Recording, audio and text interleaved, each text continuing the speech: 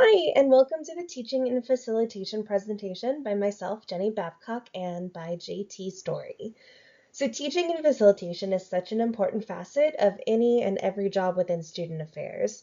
Just like what we've been learning with the student learning imperative, for example, that emphasizes that learning occurs both inside and outside the classroom. And as student affairs professionals, it's our job to facilitate much of that experiential learning outside of the classroom. I want to go over a few main points for you from the chapter that focuses on kind of tips and tricks you can consider when you find yourself in that teaching or facilitation moment as a student affairs professional. So for our first chapter is going to be about teaching and facilitating. Second one is diversity affairs versus other student affairs and what those settings can look like within facilitation. Then we're going to get into different facilitation models, both general facilitation models and privilege, power, and oppression models. Next, we're going to go into social media, and then we're going to end with our conclusion and some discussion questions. Chapter by Stephen John Quay starts off by giving a brief overview of teaching versus facilitation. Although actual teaching can be an aspect of being a student affairs professional, facilitation is a more commonly used practice for student affairs professionals, so most of the chapter focuses on the latter. Quay, when discussing teaching in student affairs, highlights that it's essential to think of teaching in a more critical and progressive a form as opposed to one would normally think of in a traditional kind of classroom setting. So first of all, it's about challenging the power dynamic. Instead of seeing students as vessels to be filled with information that teachers or student affairs professionals hand to them, it's essential to see teachers as students as partners in that learning experience. At the end of the day, it's the student affairs professional's job to guide the students rather than to lecture them or impart knowledge necessarily in this partnership. Second, you need to value every student's voice. So a great first step in challenging that power dynamic in order for students to own their own learning is, according to Bell Hooks, genuinely value every single student voice. When we as teachers make sure that every student knows that their voice is both heard and valued in that space, students start to take a, quote, more active role, end quote, in what's being discussed, how it's being discussed, and it really leads them to be more engaged in that learning experience. Finally, it's important to situate student stories in a larger context as a teacher. Quay suggests that another large role of the student affairs professional is to actually encourage students to share their personal stories so they can understand what's being taught on a more personal level, while also ensuring that students are able to see their own experiences in larger systemic contexts, which focuses more on facts and information. In comparison to teaching, which may be a more structured or intentional environment or setting, facilitating is a bit less directive and focuses on, quote, reflection, guided activities, asking important questions, and paying attention to the voices in the space, end quote, as well as engaging students in dialogues. Let's go ahead and jump into some specifics about which roles and contexts student affairs professionals would need to be facilitators.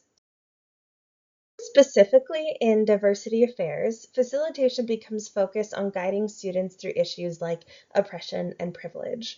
In diversity affairs settings, kind of like what we discussed earlier with teaching, it's essential to support students in doing two things. First, understanding the systemic issues of racism, sexism, classism, homophobia, etc., how those exist and how those create oppression and privilege. And then two, facilitating situations where students can both share their own experiences within those systemic forms of oppression and privilege and engage in self-reflection about how they are a part of those systems or affected by those systems. In this role, the student affairs professional focuses on being a guide and facilitator instead of a teacher or lecturer, and supports students in taking ownership of their own learning.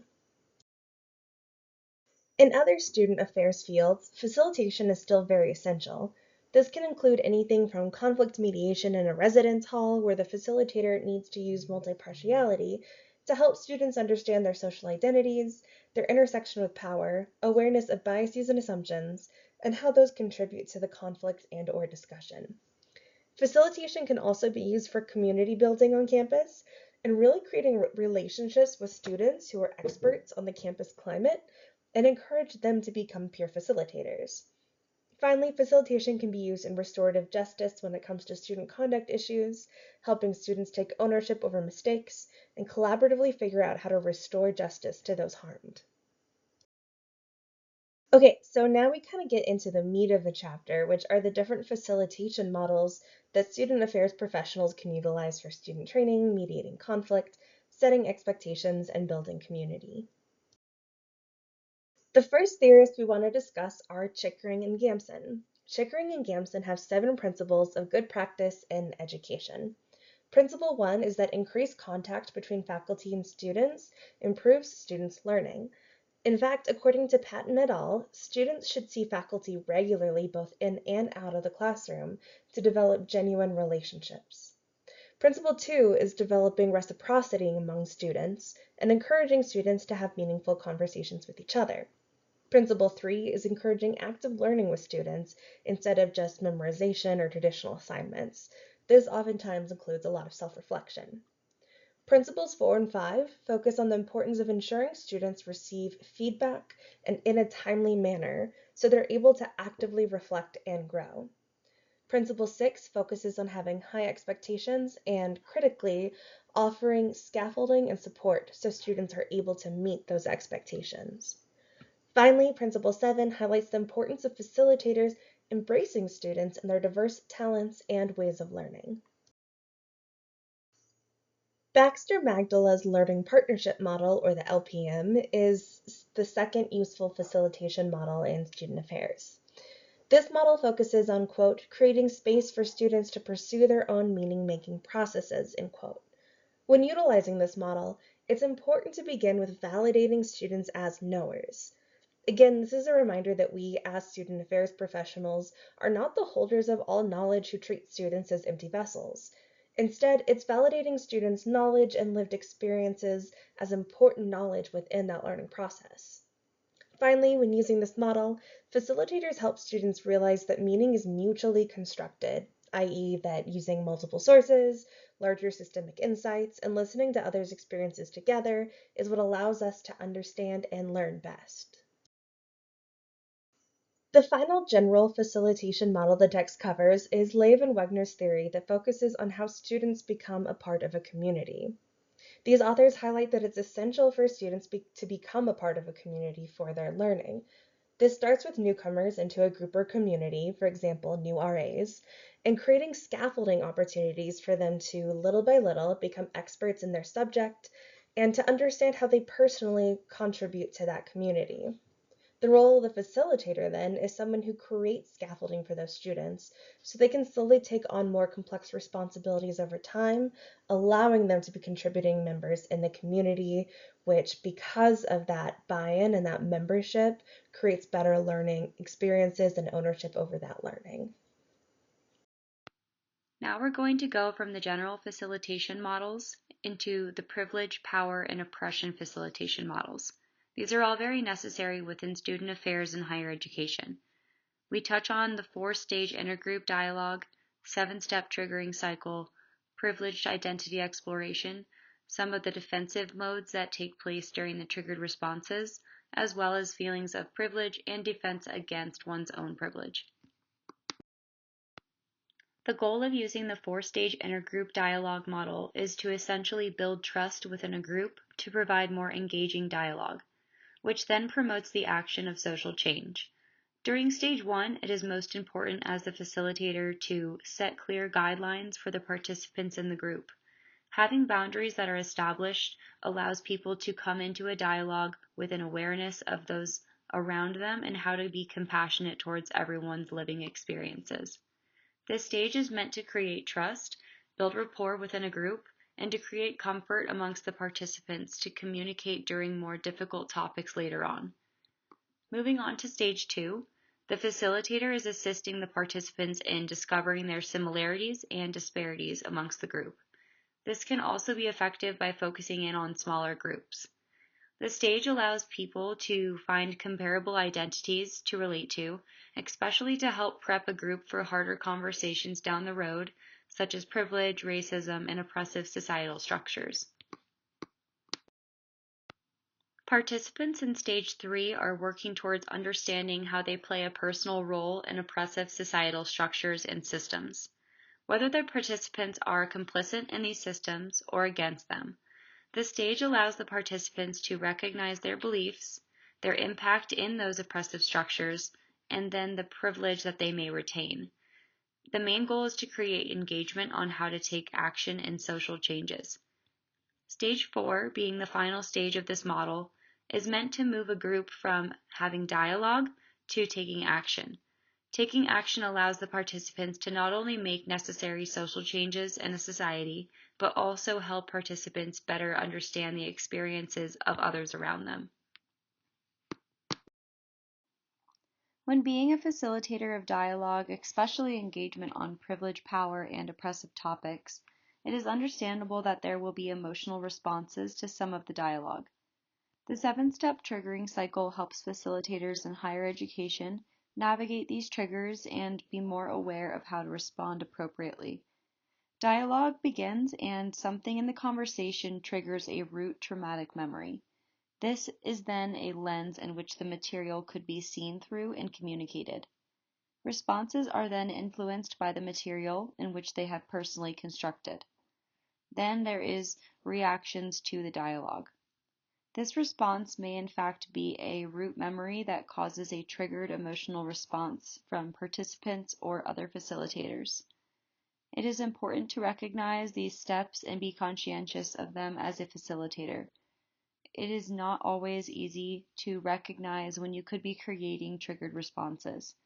We want to avoid participants and facilitators resisting dialogue, shutting down, and retreating from the conversation altogether due to triggering topics and responses. The privileged identity exploration model helps to better understand the defensive modes that arise when discussing social justice concerns. When trying to dissect one's privileged identity, there is the categories of recognizing, contemplation, and addressing. Recognizing is becoming self-aware of one's privilege, which comes with emotional responses. Contemplation brings forth reflection on the concept of privilege. Addressing then describes the actions people may take once they have this knowledge of their privilege. The next slide is going to describe the defense modes of the privileged identity exploration further. Within privileged identity exploration, there are 3 groups, with defense modes in each group. Recognize touches on denial, deflection, and rationalization. This is shown by ignoring or resisting during dialogue, shifting attention elsewhere to not face the known privilege, and justifying the privilege by using examples of why said systems work in our society. Contemplation touches on intellectualization, principium, and false envy. This is shown by justifying the oppression and dominance of oppressive structures, refraining from engagement due to religious and personal unspoken reasons, and presenting a sense of admiration for an identity not of their own that they wish to be more comparable to. Addressing then touches on benevolence and minimization. This is shown through acts of charity that exhibit how broadly an individual cares about social issues when they need to be better educated on said topics, and also by devaluing a social injustice or making it seem less impactful than it is. Knowing these defensive traits can help facilitators to better navigate a discussion and help students to work on their own privileged identity exploration. We will now discuss how students are using social media and how they are engaging in social issues on and off their campuses. Social media provides a platform for students to engage with their communities with a sense of activism. This is known to be expressed through hashtags that become trending and often create more advocacy for the topics being highlighted. The hashtag example of Black Lives Matter created an extra awareness of the social injustice at hand. Slacktivism is a term that describes how social media activism can be viewed by others considered it to be lazy. Those critical of activism through social media feel it does not require much effort, risk, or time, therefore not doing enough to take action for social changes in the real world. Social media and critical consumers describes being more aware of how we are engaging. what we are regenerating, and to reflect on the overall application of social media. We can work to use our critical thinking skills to be more critical consumers of these online platforms. When discussing social media, we must also bring up the category of defensiveness and shame. Defense modes that were previously discussed may come up when someone posts something that offends others. When the individual who posts receives backlash, this results in feelings of shame. This engages the defense modes of denial, rationalization, minimization, or deflection. As facilitators, it is our goal to create a safe space for dialogue in person and online, so students can refrain from retreating or engaging in a destructive manner. We can do this by going back to the 4-stage intergroup dialogue model and create those clear and appropriate guidelines for dialogue to take place. These methods are always easier to practice in face-to-face settings. Social media requires a sense of trust that often is difficult to achieve. Overall, student affairs professionals exist within the methods of teaching and facilitation in higher education. It is important to be adequately prepared to nurture the students' needs throughout their diverse learning experiences. Teaching and facilitation shows us that there is always room for reflection as a facilitator to increase the quality of the student experience and the quality of education. I would like to finish off our presentation by presenting a quote by Marcia B. Baxter Magolda from Miami University, who said, "Taking responsibility to explore what one does not understand, working to see the big picture, realizing that knowledge evolves, and viewing learning as an ongoing process." I think that that quote really sums up everything as to what we need to strive for in the area of higher education and specifically student affairs, that there's always room to grow and reflect on our own practices to better the quality of education and experiences for the students. Thank you for watching.